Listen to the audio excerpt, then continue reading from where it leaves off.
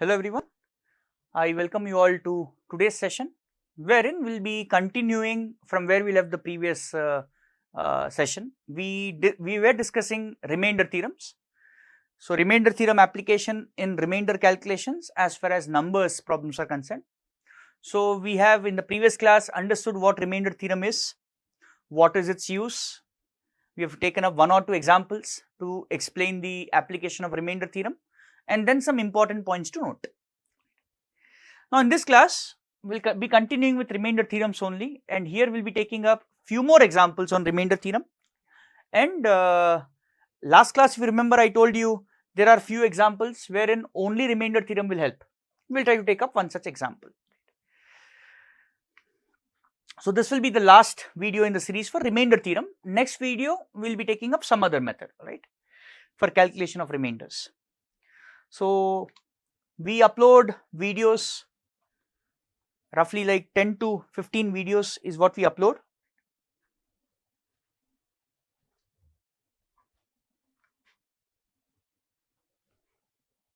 Roughly 10 to 15 videos is what we upload, alright, on monthly basis. So, do consider subscribing to our channel, right, and watch all the content that we have provided so far on various topics. There are two types of videos that you will get to see. One is the concept videos and the other is the question videos. Let us get started.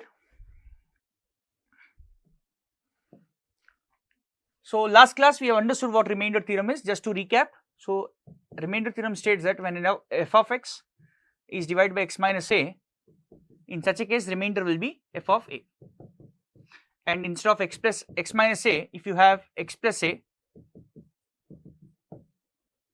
then remainder will be f of minus a.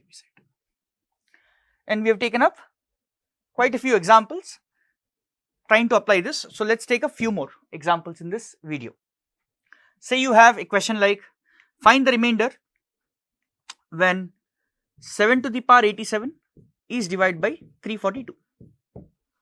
So, 7 power 87 by 342. Now, this by pattern method if you try to go, alright, might look little complex because the divisor is 342. Here if you go by remainder theorem, let us see how do we solve it. So, if you go for remainder theorem, we will start by looking at the divisor. Last class if you remember, I told you divisor and dividend both should be expressed in certain power but with the same base. So, here the dividend is 7 power something. I will try to write my divisor also as 7 power something plus or minus 1. 99% problems will try to keep a as 1. So, can we write this as 343 minus 1, and 343 as we know is 7 cube minus 1.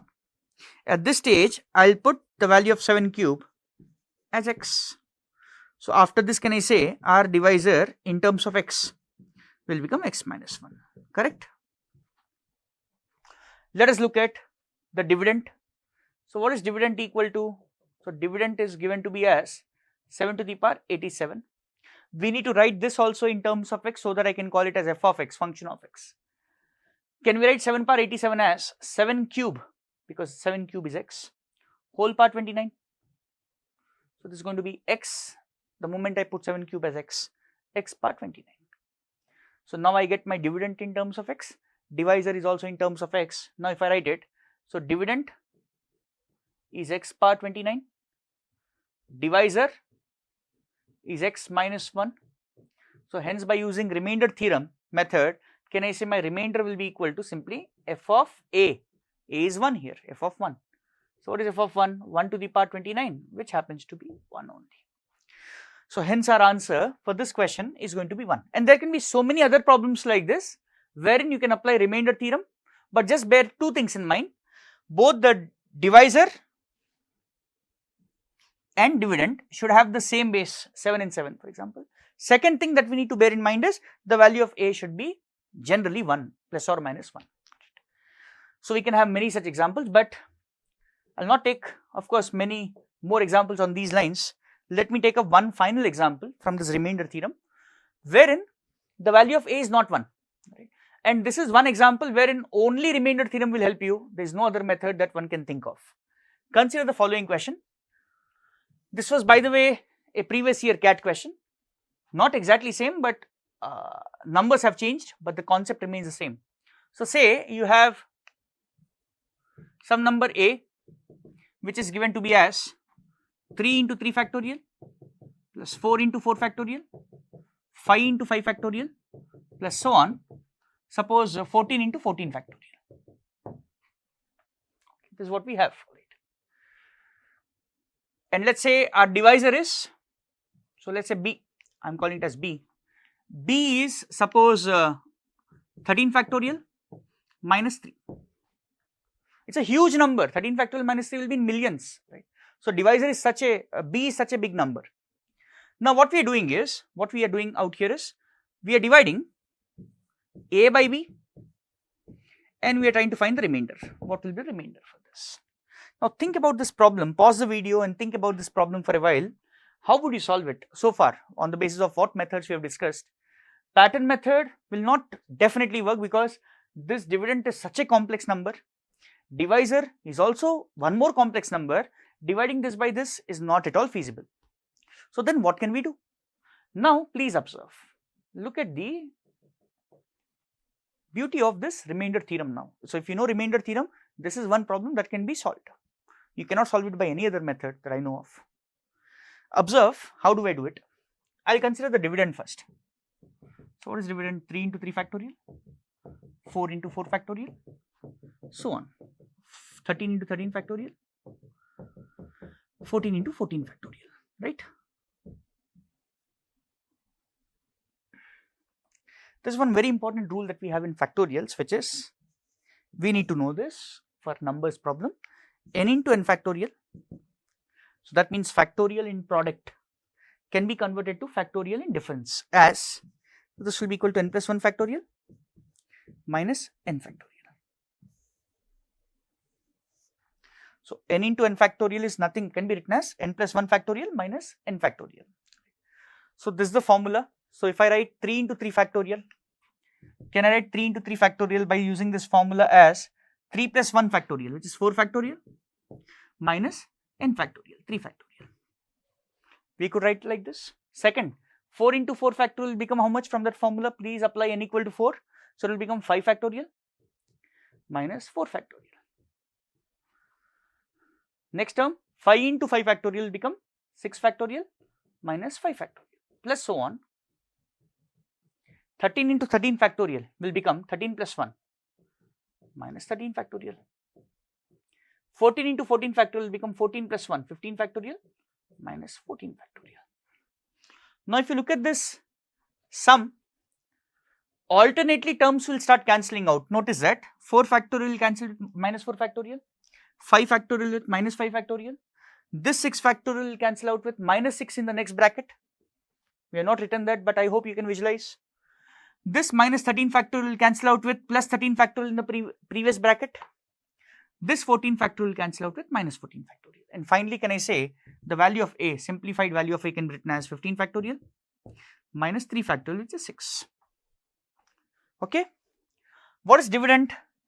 Sorry, dividend is this. What is divisor? Divisor is 13 factorial minus 3. Okay. So please note, divisor has a 13 factorial part in it. What I'll try to do now is, on account of this 13 factorial present, can I write this as 15 factorial is 15 into 14 into 13 factorial minus 6. So 15 into 14 is 210 into 13 factorial minus 6. Okay. So this is my dividend, this is my divisor. I'll do one thing. I'll say put 13 factorial as x. So the moment I do that, b will become x minus 3, correct? And a will become 210 into x minus 6. 210 into x minus 6. So a, the dividend is 210 into x minus 6. Divisor is x minus 3. Now we can apply remainder theorem here. Please note, a is not 1 here. So by remainder theorem, f of x when divided by x minus a, remainder will be equal to f of a. A is 3. So what will be f of 3? This is your f of x. So f of 3 will be 210 into 3 minus 6. So 630 minus 6 will make it 624. So hence our answer will be 624 for this problem, visualize, can you even visualize that? 13 factorial value itself, if I ask you to calculate, you would take probably 5 minutes for calculating that. Now this value you will take maybe 15 minutes, 20 minutes to calculate. Now we can bypass all of that if you know remainder theorem. So that is how powerful a concept remainder theorem can be sometimes. I hope we are clear with this method. So this was the problem that I wanted to bring forth, right, in front of you, so that you can understand remainder theorem is not only for these kind of problems. We can also use remainder theorem for such complicated looking problems.